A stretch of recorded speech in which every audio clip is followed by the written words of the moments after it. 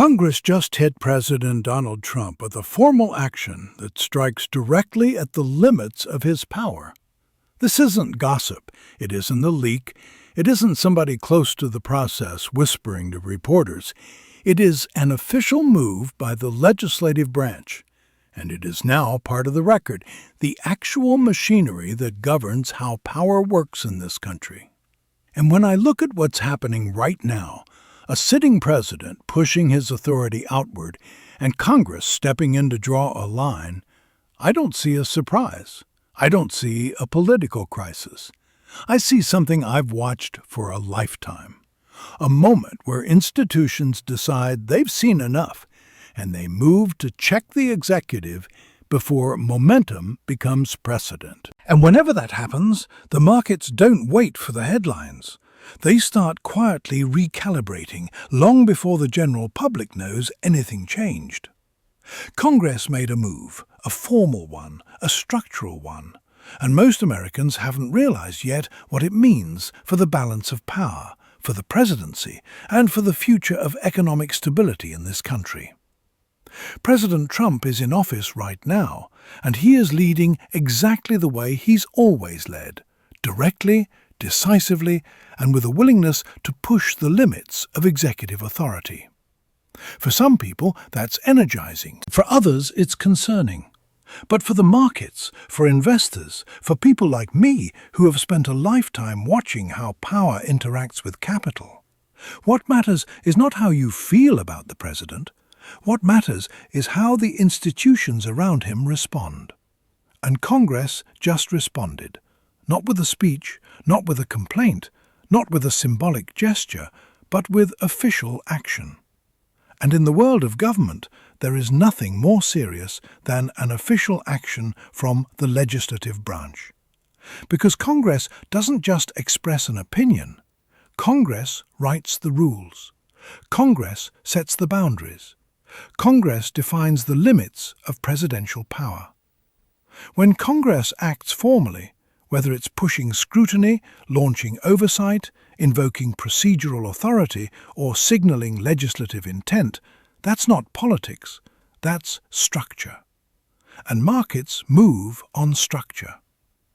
Most people don't appreciate this distinction. They think the economy runs on confidence or speeches or even presidential decisions.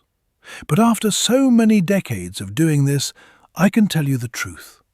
Markets run on the rules. Markets run on the framework that governs the decisions. Markets run on the boundaries that define how far any President Trump or anyone else can go. And Congress just tightened one of those boundaries. Now, I want to walk you through what actually happened, what it means, and why most people have no idea how big this is. And I'll do it the same way I've analyzed every major shift over my career, by looking past the noise to the institutional mechanics. Because institutions, not emotions, shape the future. Let's begin with the core of the issue: power. In the United States, power is divided not accidentally, not loosely, deliberately. And Congress is the branch designed to keep that balance in check. When a president pushes authority aggressively, Congress can respond in a variety of ways. Some symbolic, some procedural, and some structural. This time, Congress responded in a way that touches the foundation of executive power. And that's why I'm talking about it. Because whenever the branches of government begin adjusting their positions relative to one another, investors start paying attention. Why? Because political fights come and go, but institutional shifts reverberate for generations. Now, President Trump made a move recently, one that signaled broader use of executive power in certain economic and regulatory areas. Most of the public saw it as political theatre. Most of the commentators framed it as election positioning. But the people who understand the system saw something far more consequential. a moment where presidential action tested the boundaries of statutory authority. Congress saw it too, and instead of waiting, instead of deferring, instead of assuming the judiciary would step in later, Congress responded on its own timeline. And that's the part that tells me this shift is structural. Congress rarely moves with speed unless it believes that the balance of power is tilting. And when Congress believes presidential authority is expanding beyond what lawmakers intended, it uses the tools available to it to pull power back. That's what happened. Now, the public may not treat this as a big deal. Most people don't follow procedure. They don't follow congressional authority. They don't follow oversight mechanics. But I do, because these are the pressure points that tell you how durable a policy is. And durability, not popularity, is what shapes the economy. Let me give you an example. If a president issues an executive action and Congress does nothing, that action's durability rests entirely on judicial interpretation and future presidential enforcement.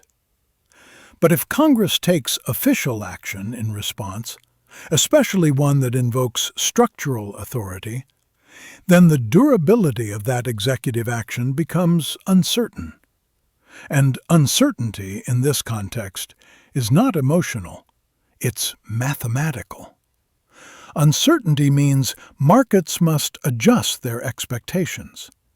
They must assess whether the president's tools will remain intact, whether agencies will enforce the action long-term, whether the courts will review it more aggressively, whether Congress will try to rewrite the underlying statute. All of these questions matter because they affect every company, every investor, and every long-term strategic plan. Now, let me explain what Congress actually did. Congress initiated a formal challenge not to the president's intentions, but to the method he was using to exercise authority. And that distinction is everything. Congress wasn't arguing about politics. Congress was arguing about legal grounding, about statutory interpretation, about whether the executive branch was leaning too heavily on a power Congress never explicitly granted. This type of challenge is rare, serious, and deeply institutional. And it always signals the same thing. Congress believes clarification is needed to protect its authority. Remember something important. The presidency is powerful, but only within the limits Congress sets. Every economic tool a president uses, tariffs, regulations, emergency powers, financial restrictions, ultimately traces back to statutory authority. Congress writes the law. The president executes the law. The courts interpret the law. So when Congress signals that it believes the president is stretching the law, the entire system stops and reassesses. This is where most Americans lose the thread. They think political conflict is about personalities. But institutional conflict is about power. And power shapes the economy far more than personality ever will. Let me describe how this is playing out behind the scenes, because that's the part that matters for investors. Inside congressional committees, staff are now examining the boundaries of the relevant statutes. They're reviewing legislative history. They're reviewing oversight authority. They're preparing briefing documents that question how far the president can go without congressional approval. Inside federal agencies, lawyers are re-evaluating the legal basis for certain directives. They're preparing for the possibility that congressional scrutiny will limit their operational flexibility. Inside the judicial branch, Clerks are beginning to outline questions the courts may need to examine if litigation arises. Inside multinational corporations, executives are assessing whether they need to hedge against new legal constraints on executive action. Inside markets, institutional investors are recalculating probabilities not because they oppose the president, but because they understand the reality of governance. Whenever Congress asserts authority, uncertainty rises. This is the key point I want every listener to understand. Congress doesn't need to change a law to reshape the economy. Congress only needs to signal that it might. Signals move money. Signals change risk. Signals shift the timeline on which investors make decisions. President Trump's announcement started one kind of signal, a bold assertion of executive authority. Congress's response started another, a structural assertion of legislative boundary. Whenever these two signals collide, the financial world takes notice. This is what most people don't understand. When a president faces official congressional pushback, not symbolic pushback, but structural pushback, the question is no longer about the policy itself. The question becomes, how durable is this policy? Durability is the single most important concept in long-term investing. Businesses need durability to plan supply chains. Investors need durability to price assets. Foreign partners need durability to negotiate agreements. Agencies need durability to implement directives. If Congress signals that executive authority may not be durable, every part of the economic system begins to prepare for a shift. And that, right now, is exactly what's happening. Let me be absolutely clear on something. I am not predicting a crisis. I am not predicting a collapse. I am not predicting devastation. America is too resilient, too structured, too deeply institutional for that. Congress has several tools: oversight, budget authority, statutory clarification, resolutions, even court referrals. Some tools are aggressive, some are subtle, but every tool has the same purpose: to draw a boundary where Congress believes a boundary is required. Most Americans never see this part. They don't see the internal memos, the briefings, the hearings behind closed doors. But that's where the real decisions get made. When Congress takes formal action, it is almost always the result of weeks or months of internal analysis. And that analysis is happening right now. The President's latest move has forced Congress to evaluate how far executive action can go before it must be reined in. And make no mistake, this is not unique to President Trump. Congress has traveled executive overreach under every administration I've ever lived through. But the timing matters right now. Congress feels compelled to redefine the boundaries with urgency. That urgency is what investors must pay attention to, because urgency from Congress is a rare signal, and rare signals move markets. Now, let's talk about what happens when Congress asserts power. In the short term, markets do not collapse. They don't panic. But they do pause. They do calculate. They do hesitate. This pause is not emotional, it's mechanical. Investors begin asking, what if Congress changes the rules? What if the courts strengthen congressional authority? What if enforcement slows? What if regulatory agencies pull back?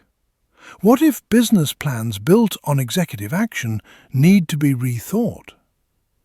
These questions don't create chaos, They create recalibration. And recalibration is the phase we're entering. Let me tell you something from experience.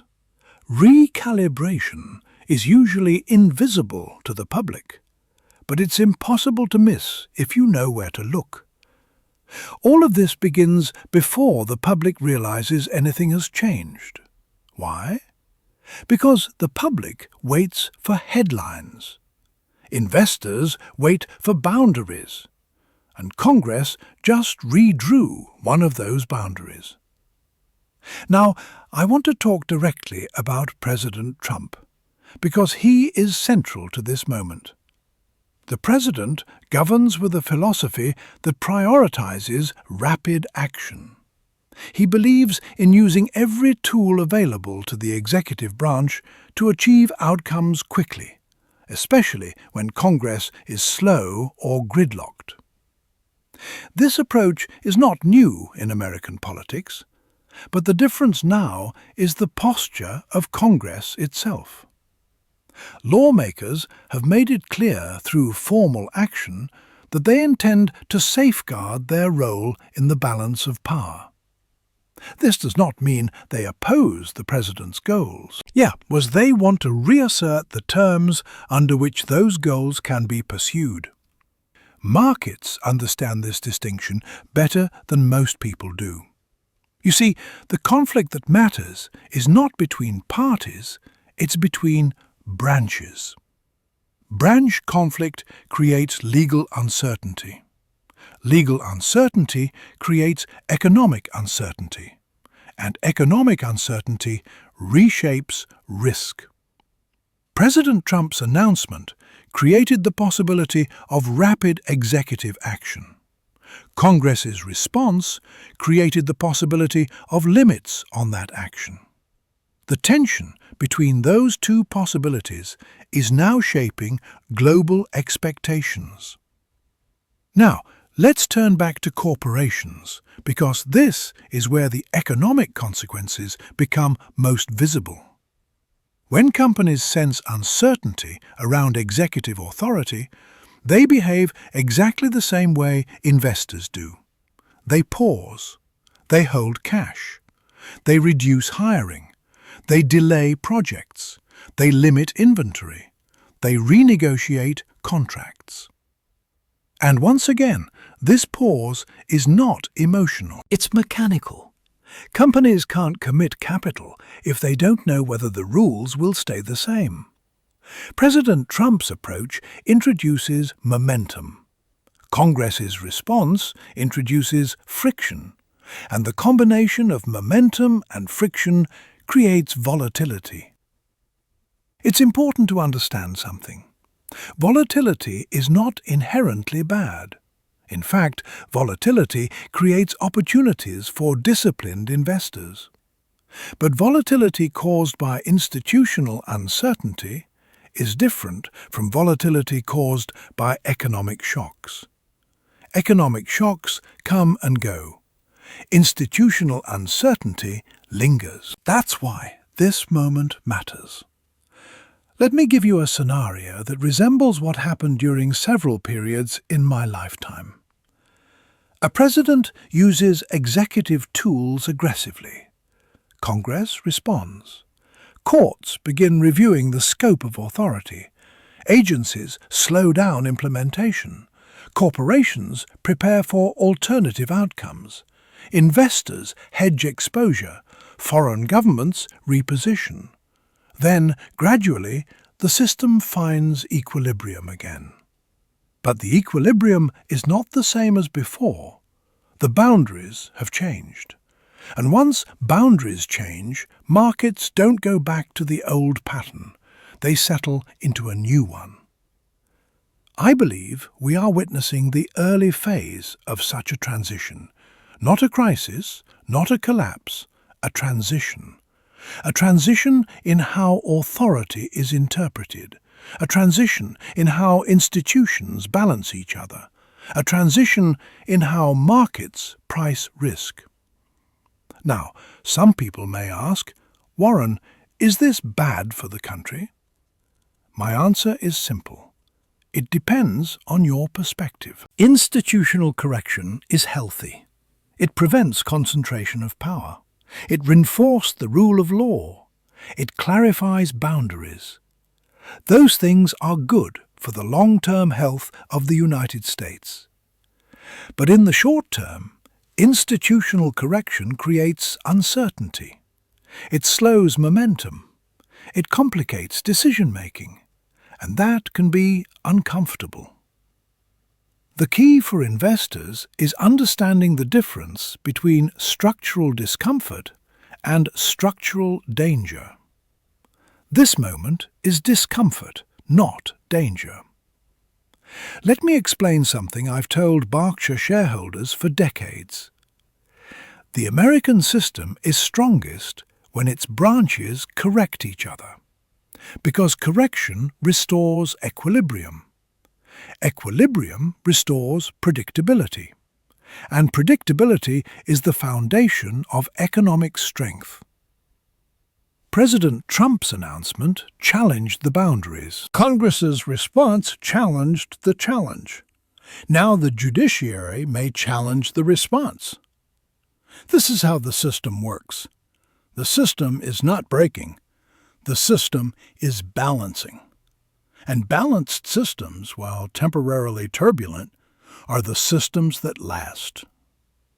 Now, I want to shift to what happens next, because that's the question every serious investor should be asking. And the answer isn't simple, but it is clear if you understand how the system responds to institutional tension. Here's the path we're heading toward. First, Congress will continue its review. Oversight will intensify. Committees will call analysts, legal experts, and agency officials. This process is not fast, but it is thorough. Second, agencies will begin to interpret the president's directives more cautiously. They will prepare for the possibility that congressional or judicial limits may reshape implementation. Third, the judiciary may receive cases or challenges. These will take time, but each case introduces the possibility of refined boundaries. Fourth, corporations will diversify operations. They will shift supply chains, adjust strategies, and limit exposure. Fifth, global markets will incorporate the new risks. Investors will